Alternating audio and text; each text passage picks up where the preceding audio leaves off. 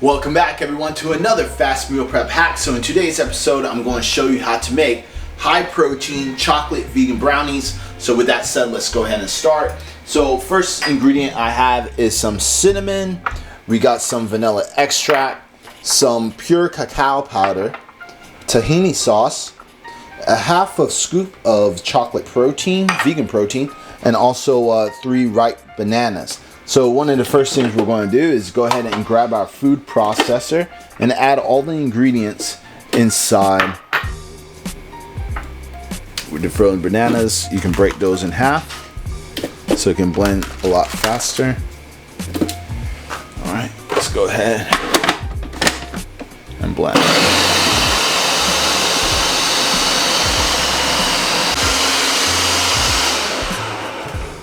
Alright, let's pop it open. Check out that consistency. It looks pretty thick. Okay, so what we're going to do now is go ahead and grab some olive oil and spray an iron pan, just like that. Alright, and then we're going to get one of these spatulas. And you want to go ahead and insert this evenly into the pan.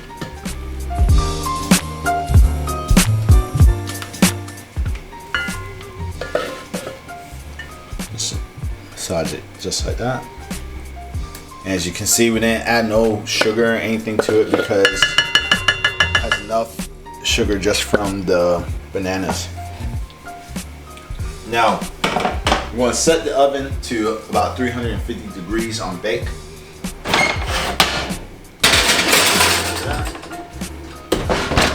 We're going to set our timer to 30 minutes.